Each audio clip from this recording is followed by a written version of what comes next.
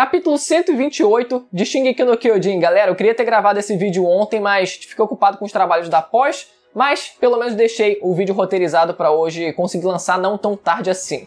Eu queria começar esse vídeo com uma pequena reflexão de um trecho do anime que o João Gabriel postou lá no grupo do canal no Facebook, e é realmente um diálogo muito maneiro onde o Pixis conversa com Eren e ele fala sobre a possibilidade, né, de se por acaso a humanidade se uniria se eles descobrissem ou existisse por acaso um inimigo externo em comum, né? O que aconteceria com as guerras, se elas terminariam, se a humanidade se uniria em prol dessa mesma causa, né? E o Eren responde falando que essa seria uma ideia um tanto ingênua, um tanto boba, porque a humanidade ela já teria naquela perspectiva um inimigo em comum, que seriam os titãs fora das muralhas, e mesmo assim eles têm, vez ou outra, alguns conflitos. Então esses conflitos eles não seriam resolvidos, né? E o Pixis termina dizendo, pois é, a gente não se uniu, mas seria bom se a gente se unisse porque pode ser que uma hora isso seja necessário realmente para a humanidade não ser extinta. Será que o Eren de hoje ele pensaria diferente? Será que ele poderia considerar a possibilidade de colocar isso em prática?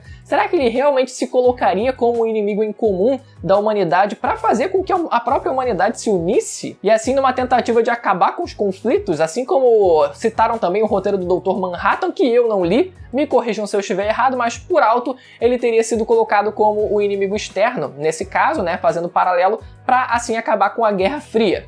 Confirmem aí nos comentários se isso é verdade, os leitores aí de HQ. Então, será que essa ideia está sendo reproduzida agora em Shingeki no Kyojin também de forma proposital pelo Eren? Vamos falar um pouco mais disso no final do vídeo, porque afinal o personagem ele nem aparece nesse capítulo, né? Mas é o personagem que tá, mesmo assim, em evidência, né? Ele é o principal nessa história toda, ele é o causador, é o que tá realmente movendo toda essa história, né? Então vamos falar disso mais pro final do vídeo. E agora, finalmente, o começo do capítulo, que a gente tem o plano da invasão lá do porto pra tomada principalmente dos aviões que eles precisavam usar, né? E o dilema, antes deles começarem a agir, se eles de fato iriam matar ou não, ou até mesmo, como é que era? Resgatar ou não as pessoas que trabalhavam, né? Os mecânicos que trabalhavam, os engenheiros, enfim, que trabalhavam na manutenção dos aviões. Então eles estavam decidindo antes, tudo isso antes de agir, porque eles não sabiam se eles iam simplesmente chegar matando todo mundo, que até certo ponto seria um tanto facilitador, mas é realmente chegado à conclusão de que eles precisavam dos engenheiros que estavam lá dentro, então eles precisavam ser poupados para que assim eles pudessem usar os aviões, né? Mas além disso, eles também estavam pensando em poupar a própria vida dos personagens, né? Das pessoas que estavam lá, que eram a princípio da tropa, mas agora fazem parte, né, da revolução do Eren, né? Algumas pessoas queriam matar, simplesmente chegar matando, outras, na verdade, queriam não matar, mas é muito complicado isso, e a própria Annie, ela se posiciona nesse caso, né? Realmente, olha, vocês estão preparados para isso? Vocês deviam me dar uma arma, porque, olha, vai ser necessário, infelizmente não vai ter como a gente evitar isso, né? Então é muito bacana, na verdade, que ela fala em seguida, porque por mais que ela tenha sugerido isso, ela meio que volta atrás e fala, olha, realmente eu não posso colocar vocês nessa situação porque seria meio injusto, né? Vocês fazerem algo que vocês não querem. E ela nessa hora lembra do próprio Reiner que se dependesse dele, eles não iriam destruir as muralhas. Então olha só como as coisas funcionam, né? Olha só como é uma decisão que na verdade não foi exatamente dele, mas que hoje em dia ele mesmo assim sofre as consequências de tudo isso, o peso de todas as mortes e tudo que ele tem sofrido até hoje no mangá, né? Que não é pouca coisa. Mas mesmo assim, ela pensa, ela raciocina dessa forma, e outro personagem que também meio que tenta se redimir ali é o próprio General Magath, que ele pede desculpas pela reação dele no dia anterior, na noite anterior, realmente condenando e querendo causar a discórdia lá no meio de todo mundo, né? Rejeitando realmente a ideia deles se unirem, mas enfim, como eu falei, mês passado, né, ele era o cara mais velho, então naturalmente ele vai ser o cara mais cabeça dura, naturalmente, a aceitar uma ideia dessa, né? Ele realmente vai ser um pouco mais conservador nisso, mas demorou, porém aconteceu. Ele de fato aceitou e realmente faz sentido, vamos aqui se unir e tal, vamos dar as mãos, vamos todo mundo dar as mãos. Então será que o suposto plano do Eren de tentar unir a humanidade tá surtindo frutos agora, pelo menos nesse micro-universo dos personagens principais? Pode ser. Já lá dentro do prédio, o Floch ele tenta coagir a Kiyomi a trabalhar para ela, afinal, todo o país dela vai ser dizimado mesmo, então não teria muita saída, não teria muita escolha pro que ela fazer, senão se submeter a ele e passar a trabalhar para ele de forma escrava mesmo, né? Olha só que coisa maneira essa revolução que tem acontecido. E a forma que ele tem tentado fazer isso é matando os funcionários dela, né? Tentando matar as outras pessoas, mas mesmo assim ela não cede a essa pressão e quando ela tem a oportunidade, no momento de distração do Flock, ela simplesmente consegue mobilizar. Mano, a mulher deve ter o quê? Uns 50 anos? Ela consegue mobilizar o Flock, consegue torcer o braço dele, jogar ele no chão e naquele momento a Mikasa aparece para conseguir derrotar os outros caras que estavam lá também, cara. Algumas pessoas antes de ler o capítulo, eu vi alguns comentários lá no Twitter passando assim de bobeira e tinha gente xingando a Mikasa. Eu falei, mano, tudo bem, a gente tem motivo para xingar a Mikasa, mas eu acho que não nesse contexto. Tudo bem que nessa hora achei um pouco confuso porque parece que eles cortaram o momento que eles decidem ir de fato, né? O que cada um iria fazer. A gente descobre o que o plano dele estava sendo na prática, realmente quando estava acontecendo e de certa forma foi interessante porque dava aquela sensação de o que está acontecendo, o que os personagens planejaram. Isso fez sentido dessa forma, mas realmente no começo parecia um pouco perdido. A gente não sabia se a Mikasa ela tinha ido lá por impulso mesmo, ou porque ela é impulsiva, ou porque aquilo já fazia parte do plano, ou se na verdade foi porque ela viu a oportunidade e decidiu agir naquele momento. Então eu considero isso essa última opção mais como a mais viável que tem acontecido, né? Ela viu a oportunidade e agiu naquele momento derrotando os randoms que estavam lá. Então eles conseguiram salvar a Kiyomi e os engenheiros e desceram até o porão, o que fez com que possibilitasse os outros titãs, o Reiner e a Anne, do lado de fora, concentrarem os inimigos lá próximos do prédio e assim eles conseguirem, né? Eu achei que na verdade eles só simplesmente iam explodir todo mundo com a transformação deles, mas não foi suficiente, óbvio, né? Não é o Titã Colossal ainda, até porque se o próprio Colossal explodisse ele era bem capaz de dar bastante merda. Então não sei se seria a melhor opção mesmo dele se transformar, claro, ia garantir que todo mundo morresse ali, mas poderia ser também que as pessoas com que eles quisessem vivos também acabassem morrendo, né, dependendo do caso. Mas entra o Reiner e a Anne a Anne transformada eu já fico assim, ó. Delícia, delícia demais, cara. E aquela pose dos dois, sabe, um de frente, o outro de costas. Lindo, lindo, lindo demais, sabe? É uma nostalgia do caramba. E eles lidando com os randoms, né? Já se protegendo, a Anne já protegendo a nuca, já com um trauma.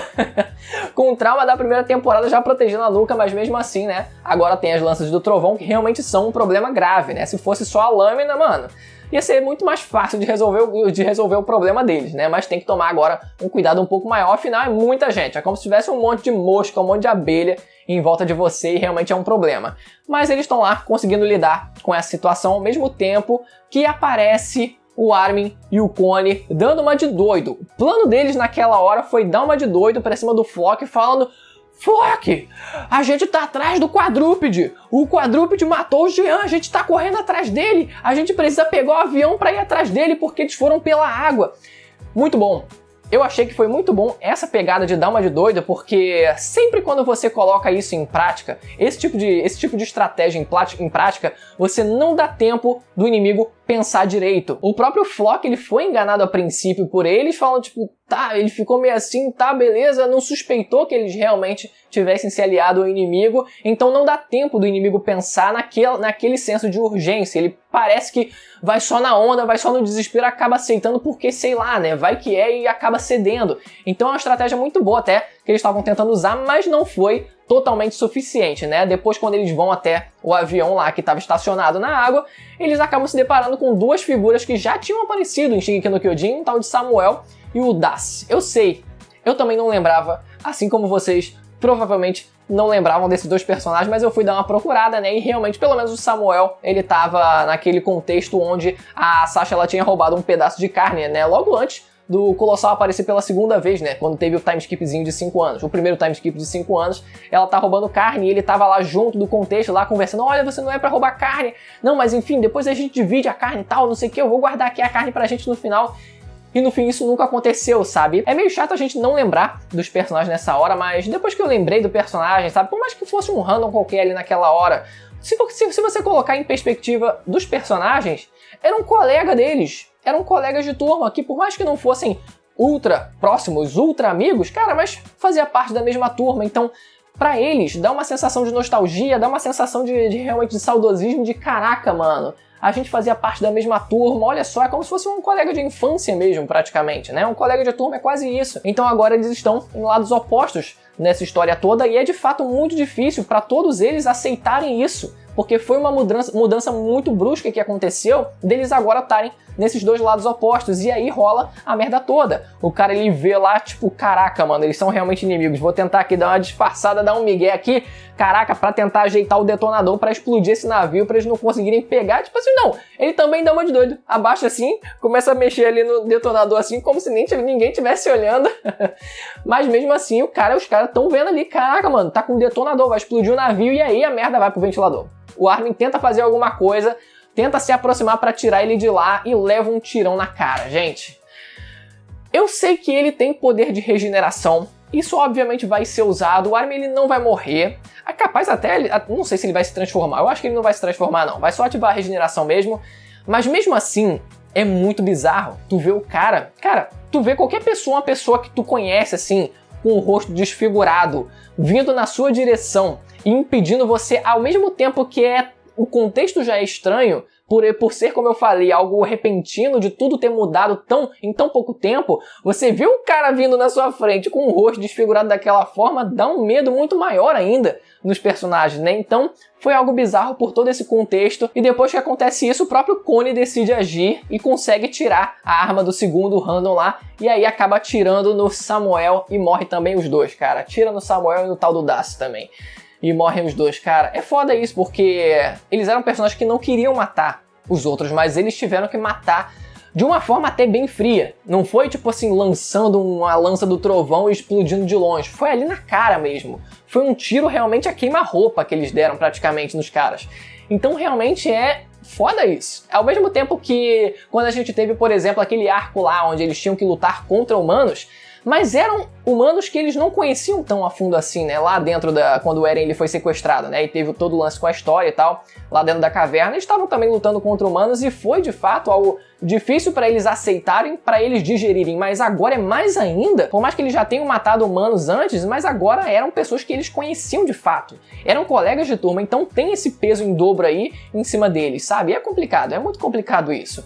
Mas termina dessa forma o capítulo, obviamente eles vão conseguir tomar o porto agora, né? Talvez algum deles consiga fugir de lá, não sei, acho difícil, mas é provável que eles consigam sim tomar o porto no capítulo que vem e já consigam colocar o plano deles em prática, né? E agora, o que eu queria falar, galera, até esqueci o que era. Um questionamento interessante que o meu brother Zacarias ele tinha feito pra mim enquanto a gente discutia sobre o capítulo, né? Que é o seguinte, ele pediu pra mim, pô, faz essa pergunta no vídeo que eu acho que é interessante fazer. Ele perguntou o seguinte, se a Ymir, no caso Ymir, né, fundadora, foi libertada pelo Eren, naquele flashback não, né, naquele lá nos caminhos, e deixou de ser uma escrava que montava titãs, porque a gente viu que ela ficou montando todos aqueles colossais, né, porque eles, enfim, né, quando eles se transformam, é ela que monta os titãs com o poder dela, e não só os titãs colossais, mas também o próprio Zeke, quando ele foi, acredito eu, ressuscitado sim, né, tem gente que acredita que ele não de fato morreu, mas foi só regenerado, mas me pareceu que ele foi bem ressuscitado naquela hora ali, eu não sei vocês.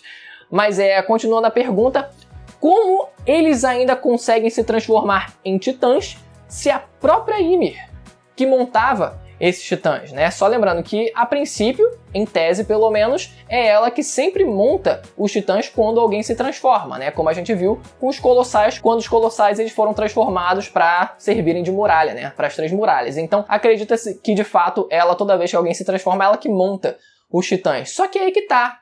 Se ela emprestou esse poder pro Eren, ela ainda teria capacidade de usar esse poder? Ou é basicamente um Ctrl-C, Ctrl-V, onde os dois podem usar esse poder, né? Porque se ela mesma não é mais uma escrava, ela se libertou disso e passou a não querer mais transformar as pessoas em titãs, não faria sentido ela fazer isso. Pelo próprio Eren falando pra ela, você não é uma escrava, você não precisa fazer isso que você tá fazendo, e você também não é uma deusa, você é simplesmente um ser humano normal, você não precisa fazer o que você tá fazendo, que era montar titãs. Então, em tese, não poderia ser ela que estaria montando os titãs que estão se transformando agora, mas seria o próprio Eren. Só que se o Eren ele detém esse poder agora, por que ele deixaria as pessoas se transformarem em titãs? Seria ele que estaria montando esses titãs que a gente viu nesse capítulo, da Anne e do Reiner? Se ele estaria fazendo isso, por que ele estaria fazendo isso se eles estão contra o próprio Eren? Ou a própria Ymir, por exemplo. Se a Ymir ela tá de acordo com os planos do Eren, por que ela, se ainda detém o poder, né? Se ela ainda constrói os titãs, por que ela construiria os titãs que estão indo contra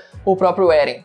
de alguma forma não bate aí as coisas. Então, só se o Eren de fato tá transformando as pessoas de propósito, tá montando esses titãs de propósito. E aí que entra o que eu falei no começo desse vídeo. É bem possível sim que ele esteja de fato fazendo isso de propósito para que as diferenças sejam colocadas de lado. Claro que eu ainda acho muito difícil disso ser aplicado no mundo inteiro. Eu acho que de fato ele vai querer exterminar o mundo inteiro, mas pelo menos ele vai querer fazer com que aquelas pessoas que estão participando dessa expedição, né, vamos colocar aqui, né, dessa missão e disso tudo que está acontecendo, eu acredito que possa ser sim que ele queira que essas pessoas pelo menos acabem se unindo. Ou, se nada disso for verdade, aí a gente tem uma incongruência dentro do mangá, e aí eu quero saber a opinião de vocês sobre isso. Galera, vou ficando por aqui, espero que você tenha gostado do vídeo, deixa o like se você gostou, se inscreva no canal para acompanhar mais vídeos do mangá de Shingeki no Kyojin e do anime quando voltar a temporada final. Não deixa de estar inscrito